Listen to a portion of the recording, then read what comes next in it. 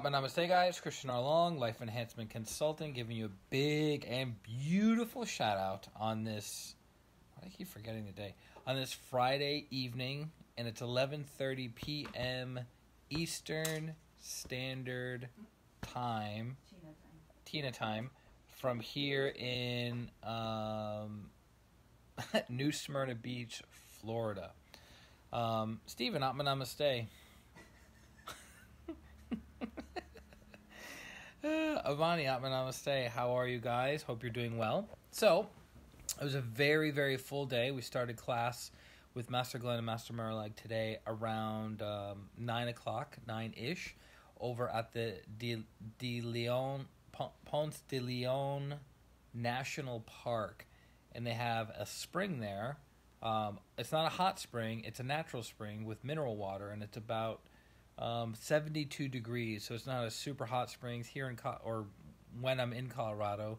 Most all of the hot springs in Colorado are hot springs or sulfur springs, but the temperature is almost always above 95 degrees and usually about 105 to 115 degrees, that's my kind of hot spring, especially when it's like snowing out, so it's cold externally, but then you go into the nice hot springs and it feels amazing.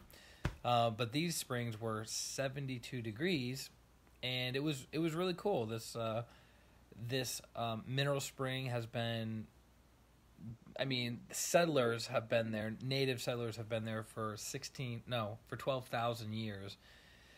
And it was a park, or had become a national park since the early 1900s. Omar, Atma Namaste. And Stephen is on stroke watch. We'll try to get to the Cedars tomorrow. Thanks for advanced prayers. Had lots of speech pattern changes, tough times saying words, word order sequence problems, confusion, dizziness, weakness, vision changes. Thanks for positive energies. Of course, Stephen, wishing you tremendous recovery and rapid progress in healing. God and teachers' blessings be with you. Long-time Arhatic Yoga practitioner. So this park that we went to, been around since the 1900s, and early 1900s, yeah. And it was beautiful. We got to go on a pontoon boat. They do 4 tours a day. Each tour is about 45 minutes long, and they take you on the outer periphery of about 25,000 acres of this, not swamp area. It's relatively clean water, but we saw alligators. They have wild boars, weasels, armadillos, all different kinds of cranes and herons. It was pretty eclectic. They have 26 types of snakes, and the water. Here's the thing about the water: it's only 2 feet deep. Oh yeah. Oh, I just lost it.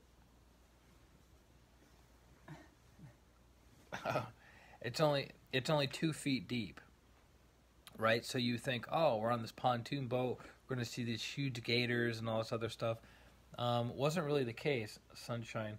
And then there's this woman called Sunshine Sally. I was going to say Salty for some reason. Sunshine Sally. I don't know if you guys can see this. There we go. And she was doing a lot of water sports while on the back of a tiny elephant. So you can see how super happy and thrilled that elephant must be.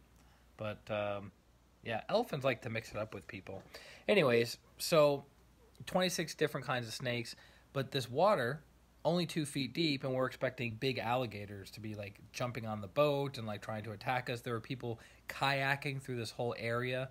But it's only 2 feet, and the alligators don't even get that big. And alligators will not attack something bigger than themselves in general.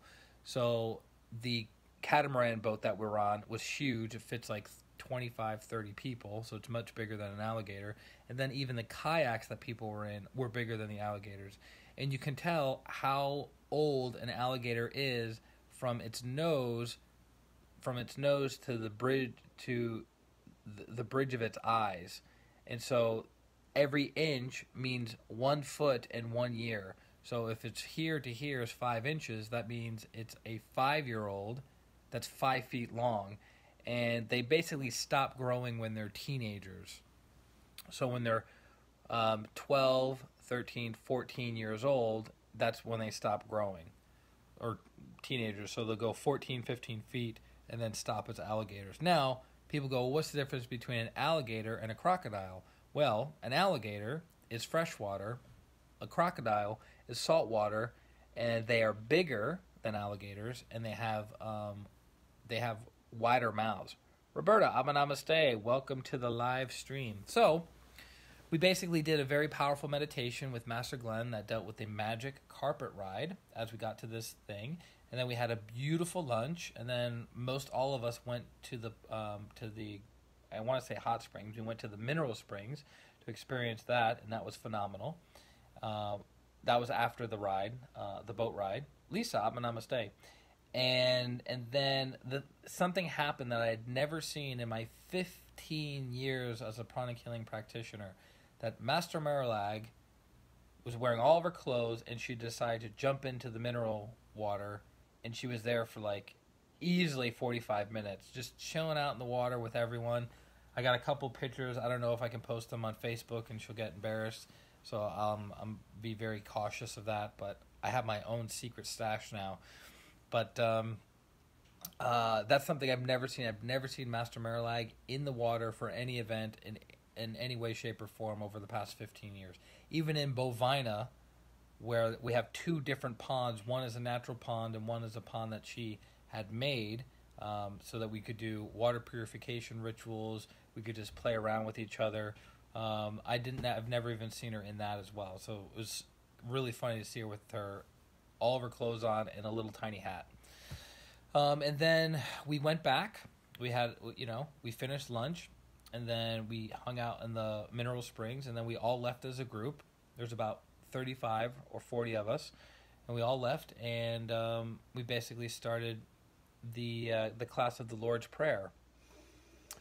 That was taught to us by Grandmaster Cho Koksui, and how the Lord's Prayer is connected to the Sephiroth, or the Tree of Life, or the chakras, and how saying the Lord's Prayer systematically awakens the latent tendencies of each of the chakras.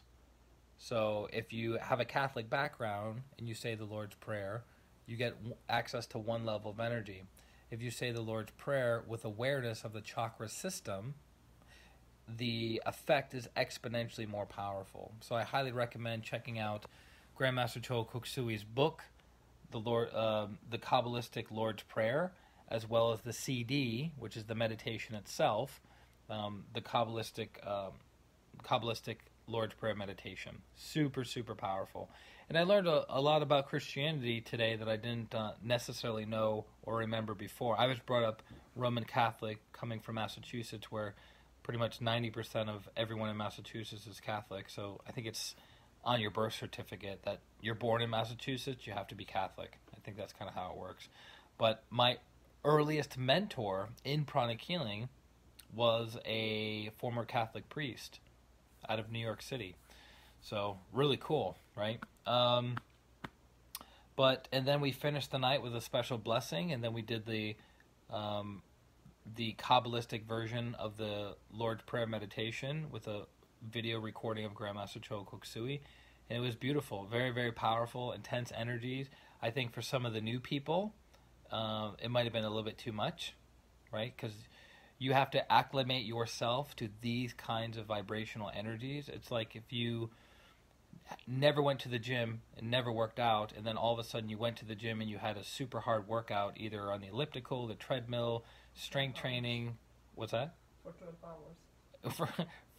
for 12 and a half hours. For 12 and a half hours, it would be a lot of energy, or it would be a lot of physical exertion on your muscles that they're not used to. And guess what? You'd wake up the next morning and barely able to move. So it's the same thing energetically. Your chakra system has to become accustomed and acclimated to higher vibrational energies in the greater downpour of energies from the higher soul, right? So that takes time. And even doing this practice for 15 years, Jennifer Namaste, even doing this practice for 15 years, I'm still having to calibrate my system to be able to handle the more intense, more potent energies in my practice. So it was a long day. I was thinking to myself, when am I going to have time to actually do the stream?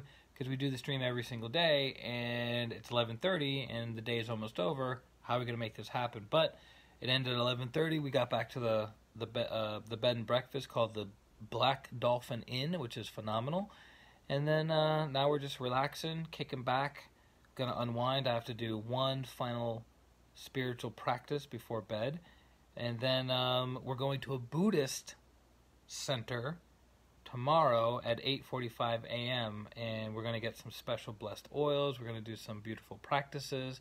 So this has been a very interesting pranic healing retreat. I've been to about 55 retreats in my lifetime over the past 20 years, and there's a lot of